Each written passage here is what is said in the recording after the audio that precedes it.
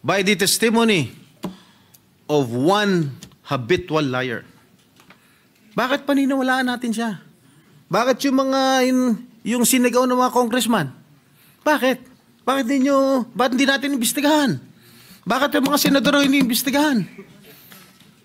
Ako, I'm open to any investigation. In fact, Mr. President, ngayon pa lang, kahit hindi pa nagko-comment sa Blue Ribbon Committee ni Senator Lacson, ngayon pa lang, I'm willing to sign any waiver to open my bank accounts. And that I'll put that on record. Senator Jingo Estrada is recognized. Thank you, Mr. President. Mr. President, this morning, I received a report that Mr. Bryce Hernandez was transferred here from the Pasay City Jail, and it came to as a big surprise to this representation, since we approved that Bryce Hernandez be committed to the Pasay City Jail. We approved it in plenary.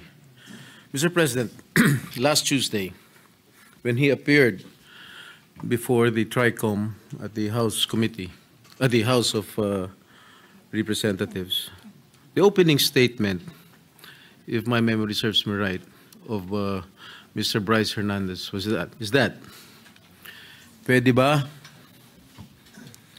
dito na lang ako makulong? Ayoko pong bumalik sa Senado dahil merong mga senador na involved dito sa flood control.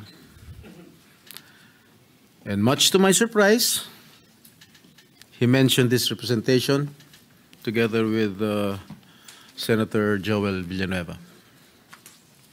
After his testimony, full of lies, according to the Senate President, he talked with the Speaker of the House, and they reached an agreement that he be committed at the PNP Custodial Center. But when I discovered that when he was at the PNP Custodial Center, not one OSA member was guarding him there. Ni isa sa mga OSA na dapat meron tayong physical custody of that person. Wala nang pakialam ang pulis dyan eh. Tayo na ang may physical custody. Pero nasaan? Nasaan na nagagwardya sa kanya doon? Eh kung biglang tumakas yun, biglang pinatakas ng pulis yun, paano na?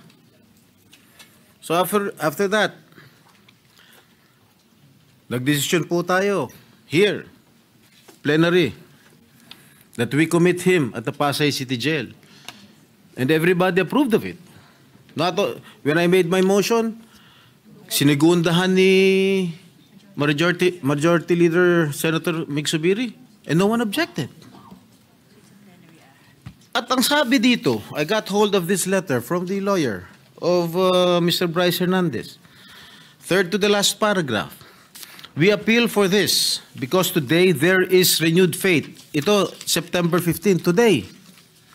Under your leadership, Senate President Soto, and with Chairman Lacson's stewardship of the Blue Ribbon Committee, there is assurance that the Senate will stand not only as a body of discipline, but as an exemplar of fairness. Mr. President, noong Tuesday, sabi ni Bryce Hernandez, ayaw niya rito. Kayo na po ang Senate President noon. Bakit ngayon sasabihin itong abogado niya, there is renewed faith? Bakit nung sinabi ni Bryce Hernandez, Senate President po kayo, wala ba siyang faith sa inyo noon nung nagsalita siya? Noong Tuesday, na ayaw niya bumalik dito sa Senado? Bakit ngayon niya lang sasabihin na meron siyang renewed faith? Bakit lagi natin sinusunod kung ano gustong kapritsyo ni Bryce Hernandez? Gusto niya malipat sa ano? Ayaw niya rito, nilipat niyo sa custodial. Nung nilipat natin sa Pasay, gusto niya naman ngayon malipat dito. Ano ba talaga? Why are we giving so much importance or credence to this person who is a liar, who is the number one suspect of this corruption, what is happening in our country today. Bakit? Bakit? Meron ba nagproprotection sa House of Representatives? Bakit nung nag-hearing ang Blue Ribbon Committee po, nung si Congressman Marcoleta pang chairman ng Blue Ribbon, nagbanggit si Diskaya, ilang congressman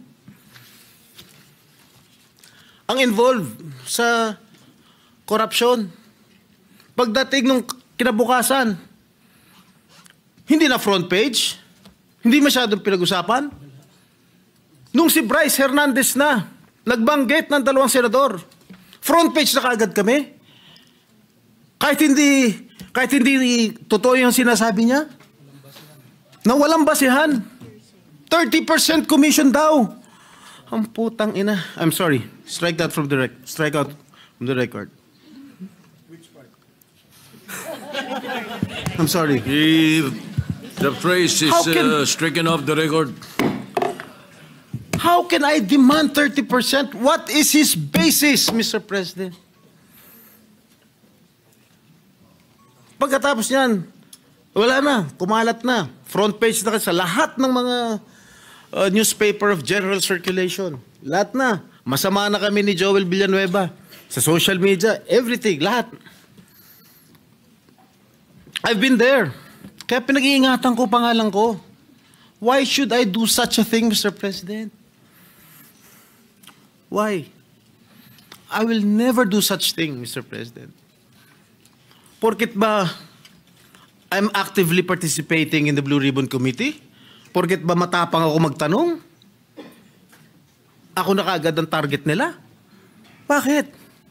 I'm just doing my job as your senator. I have an oath to defend. I want to get all the bad crooks here in the government. That is my duty as your senator, Mr. President. Mr. President, sobra-sobra na. Lahat po kami apektado na. Even the Senate as an institution is also affected by the testimony of one habitual liar. Bakit paniniwalaan natin siya? Bakit yung mga yung sinigaw ng mga congressman? Bakit? Bakit hindi natin imbestigahan? Bakit yung mga senador hindi imbestigahan? Ako, I'm open to an investigation. In fact, Mr. President, ngayon pa lang, kahit hindi pa nagko-comment sa Blue Ribbon Committee ni Senator Lacson, ngayon pa lang, I'm willing to sign any waiver to open my bank accounts. And that, I'll put that on record. I don't know with Senator Joel. Maybe he will also conform with my idea. So, Mr. President, wag naman ganun. Bakit panay senador lang ang gusto nilang ipako sa krus? Bakit yung mga ibang mga politiko? Dahil, porket masikat kami? Hindi naman yata tama yun. Pare-pareho lang tayo nasa gobyerno. Pare-pareho lang tayo naninilbihan dito. Yun lang po, Ginoong Pangulo. Maraming salamat po.